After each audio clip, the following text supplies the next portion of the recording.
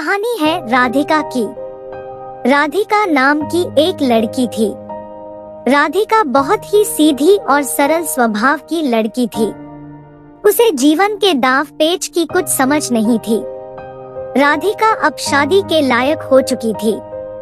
राधिका को देखने जब लड़के वाले आए थे तब भी वह कुछ ज्यादा बोल नहीं पाई थी और किसी ने खूब कहा है कि शब्दों से जाहिर न करना किसी के वजूद की पहचान। हर कोई इतना कह नहीं पाता जितना महसूस करता है, और ये कहावत राधिका पर बिल्कुल ठीक बैठती थी। लड़के वालों को राधिका की सादगी पसंद आ गई और रिश्ता पक्का हो गया। शादी के बाद पहली दिवाली आई तो राधिका की सास शांति जी, जो एक बहुत ही सुलझे हुए विचारों की थी, वह बोली कि राधिका कल हम बाजार चलेंगे और सुमन के ससुराल में जो भी दिवाली के तोहफे देने हैं वो खरीद कर लाएंगे। पहले तो मैं अकेली जाती थी, अब मैं तुम्हारे साथ जाऊंगी।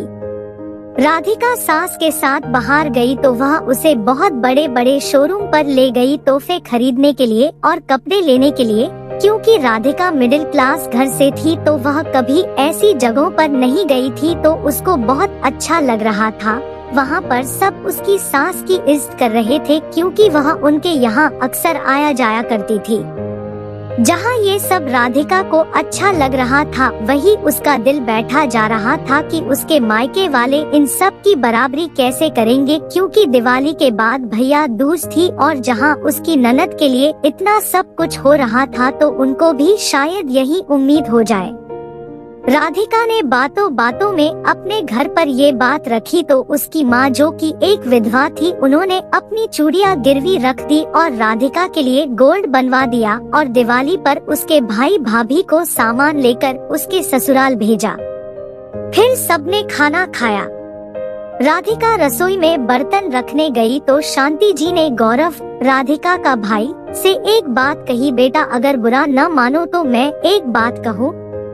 जी आंटी जी कहिए। ये जो भी कुछ तुम लेकर आए हो वो मैं जानती हूँ अपने सामर्थ्य के बाहर से लाए हो, क्योंकि हर लड़की अपने मायके का मान चाहती है अपने ससुराल में। पर मेरा तुमसे निवेदन है कि 250 रुपीस और एक मिठाई के डिब्बे से ज्यादा मैं कुछ नहीं रखूंगी, क्योंकि भाई का हक होता है बहन को शगुन देना। तुम दोनों का प्यार हमेशा मीठा बना रहे, इसलिए ये मिठाई काफी है। गौरव के मना करने पर भी उन्होंने वो सामान वापस कर दिया, क्योंकि वो जानती थी कि वो सामान उन्होंने अपनी चादर से बाहर जाकर खरीदा है। दोस्तों सही कहते हैं, सबकी प्यार किसी दुकान पर नहीं मिलता, बस महसूस करो तो अपने अंदर ही है। राधिका रोने लगी और अपनी सास के गले लग गई।